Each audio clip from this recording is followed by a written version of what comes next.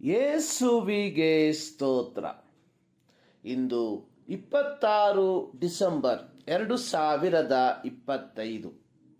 ಎಲ್ಲರಿಗೂ ಶುಭ ಮುಂಜಾನೆ.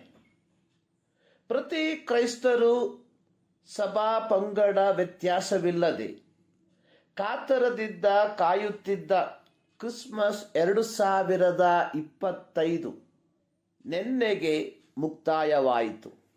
ಅಲಂಕಾರಗಳು ಮಸುಕಾಗಲು ಪ್ರಾರಂಭಿಸುತ್ತದೆ. ಮನೆಯಲ್ಲಿ ಸಭಾಮಂದಿರಗಳಲ್ಲಿ ಕಟ್ಟಿದ್ದ ಬಲೂನುಗಳು ಒಂದೊಂದಾಗಿ ಒಡೆದು ಹೋಗಲು ಆರಂಭಿಸುತ್ತದೆ.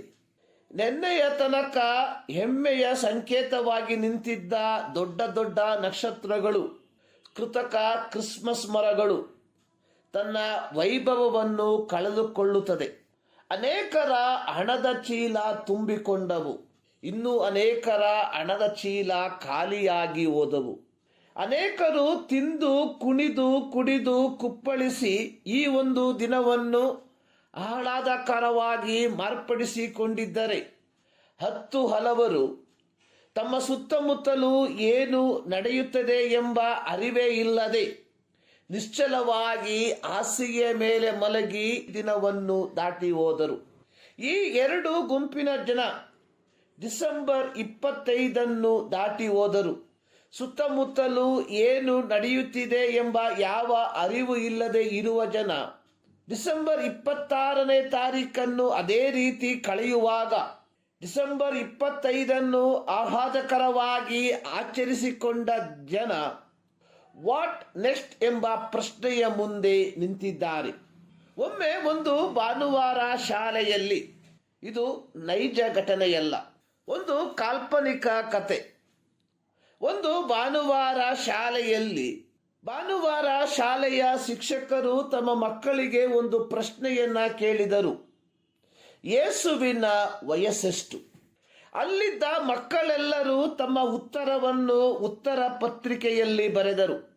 ಅದರಲ್ಲಿ ಒಬ್ಬನು ಬರೆದಂಥದ್ದು, ಯೇಸುವಿನ ವಯಸ್ಸು 3.5 ತಿಂಗಳು. ಭಾನುವಾರದ ಶಾಲೆಯ ಶಿಕ್ಷಕರು ಅವನ ಬಳಿಯಲ್ಲಿ ಕೇಳಿದಾಗ ಆ ಬಾಲಕ ಹೇಳಿದ್ದು, ಡಿಸೆಂಬರ್ ಕೊನೆಯ ವಾರ ಯೇಸುವಿನ ಜನನ, ಏಪ್ರಿಲ್ ತಿಂಗಳ ಆರಂಭ ವಾರದಲ್ಲಿ ಗುಡ್ ಫ್ರೈಡೆ, ಒಟ್ಟು 3.5 ತಿಂಗಳು. ವಾಟ್ ನೆಕ್ಸ್ಟ್ ಎಂಬ ಪ್ರಶ್ನೆಗೆ ಕ್ರೈಸ್ತರ ಮುಂದಿರುವ ಉತ್ತರ ಬರಲಿರುವ ಗುಡ್ ಫ್ರೈಡೆ.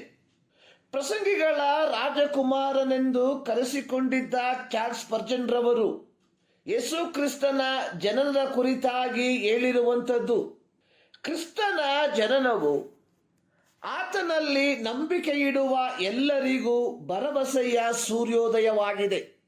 ಪೌಲನು ತೀತನಿಗೆ ಬರೆದಿರುವಂಥದ್ದು, ಎಲ್ಲ ಮನುಷ್ಯರಿಗೆ ರಕ್ಷಣೆಯನ್ನುಂಟು ಮಾಡುವ ದೇವರ ಕೃಪೆಯು ಪ್ರತ್ಯಕ್ಷವಾಯಿತು.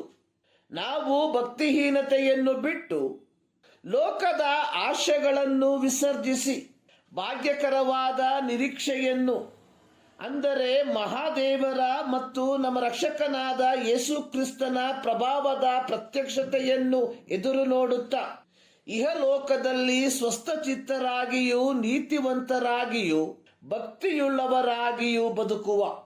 ತೀತನಿಗೆ ಬರೆದ ಪತ್ರಿಕೆ 2ನೇ ಅಧ್ಯಾಯದ 11-13 ವಾಕ್ಯ. ಪ್ರಿಯರೇ, ಯೇಸು ಕ್ರಿಸ್ತನ ಜನನವು ಆತನಲ್ಲಿ ನಂಬಿಕೆ ಇಡುವ ಎಲ್ಲರಿಗೂ ಒಂದು ಭರವಸೆಯ ಸೂರ್ಯೋದಯವಾಗಿ ಮಾರ್ಪಟ್ಟಿರುವಾಗ, ಆ ಬೆಳಕಿನಲ್ಲಿ ನಾವೆಲ್ಲರೂ ನಡೆಯುವಂತವರಾಗಿರುವ ಈ ಮುಂಜಾನೆಯಲ್ಲಿ ಸರ್ವಶಕ್ತನಾದ ದೇವರು ಈ ಅಧ್ಯಯನದ ಮೂಲಕ ನಿಮ್ಮನ್ನು ಆಶೀರ್ವದಿಸಲಿ.